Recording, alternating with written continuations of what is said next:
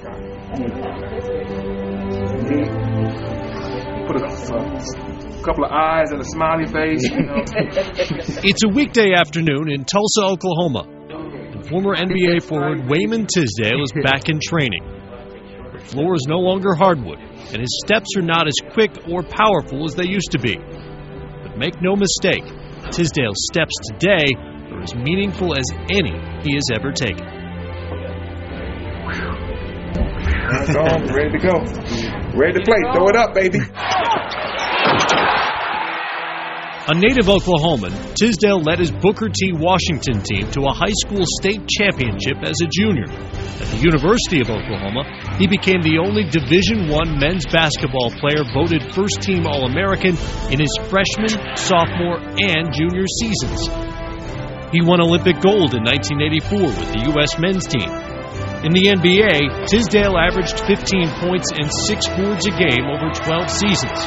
Once he retired, Tisdale was free to devote more time to his first love.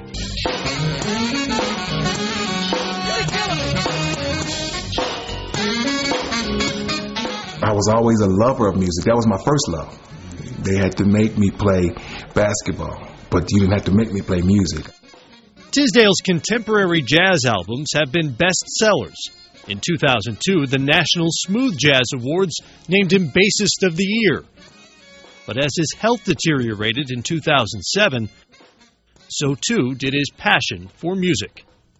That's probably one of the darkest times in my life, man, to be that sick, to be going through fighting whether or not the doctor going to tell you you're going to make it. You turn the corner, you don't know what you're doing.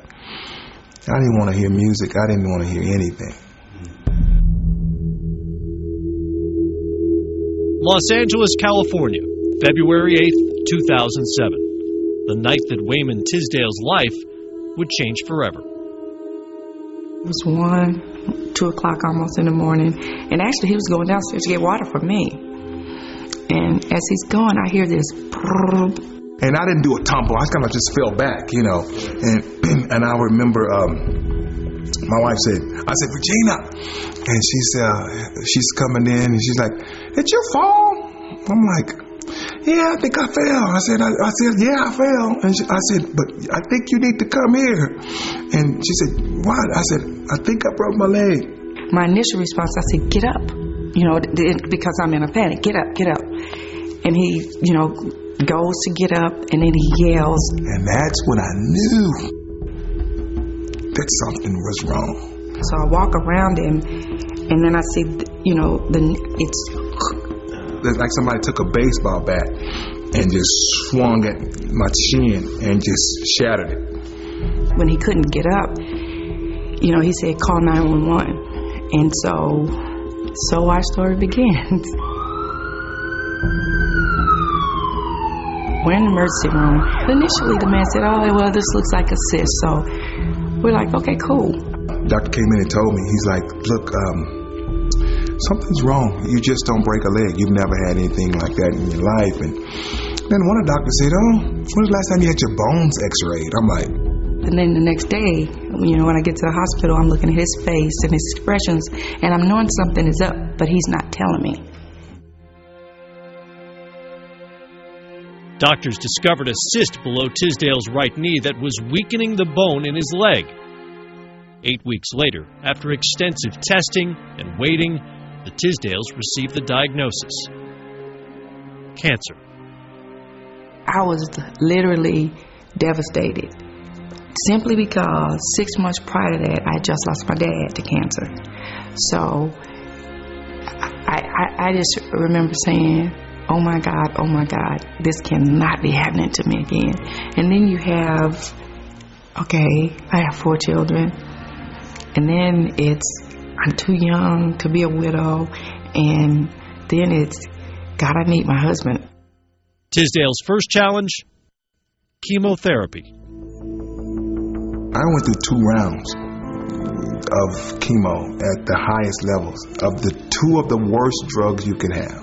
And you go through all the sickness and all those long nights and all the weight loss. And for the next doctor to tell you, we got to start all over. it was like letting the wind out of a balloon, man. I was like, man, whew, hold up.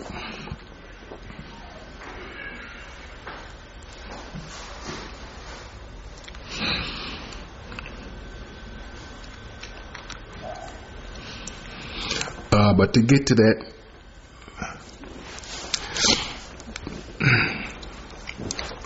to get to a point where that you know everything that you've been taught, all the faith that you've grown up with, and all the things that your dad and mom had put into you, and for that to be now all you can rely on. All I had was God. Tisdale drew inspiration from his mother, Deborah, a two-time cancer survivor who was given 6 months to live 42 years ago. Tisdale also praises his Olympic basketball coach for testing his mettle years ago, a test that he says toughened him for the battle against cancer. I had some coaches that literally didn't want me to make it. And one in particular was Bobby Knight. And at the time, I frowned on that. He's throwing everything in the book at me. I look at it today that had I not gone through and persevered through a lot of the stuff he put me through, I probably wouldn't be here today. Thank God for that dude, because he pushed me. 17 months after the cancer diagnosis, Tisdale was running out of treatment options. They've tried everything. They've tried it twice. And your last step is amputation to save your life. On August 25, 2008, doctors amputated Tisdale's leg above the right knee. After the amputation surgery, I was just a bundle of nerves that whole day. And so I get to this room, and I'm peering around the corner, as I'm walking in. And he's like, "Hey, babe!" And I had this big, and I was like, "Oh, okay, great." Got the leg, but it can't get my smile. Can't get my smile, can't get my spirit. Back when I played college ball, I had a booty way back here. And that was my weapon. I could put that booty on him, pivot, shoot that hook shot on. With a new right leg and his old competitive spirit, Tisdale is walking again and building yet another fan base among his doctors. He is such a dreamer and such a stellar personality that this didn't really faze him that much. You ask him, "Oh, are you okay?" He's like, "Yeah, I'm fine. This is just a little roadblock, I'm getting through this." He ain't never done a leg for a 6'9" guy. I don't know how many legs has been done for a guy 6'9". That was one of the real challenges, and his doctor sending him to us is, how do we build a leg for a guy that tall? They don't make components for a 7-foot-tall man, and he's doing really well with it. He's at least 2 or 3 months ahead of schedule. He was able to progress a whole lot quicker than the normal person, just because of his physical ability, basically. Tisdale has been cancer-free since August. A survivor, he reflects on what he has learned. 2 things. Never give up, and quitting is not an option. No matter how dark it gets or how weak you get. Until you take that last breath, you fight. You fight. Yeah, you got your wife, you got your family, you got your kids, you got your friends. But your friends not going in there and having medicine go through their body. And the doctors will sit up and tell you 99% of the patients who make it through this. It's strong here. You gotta be strong.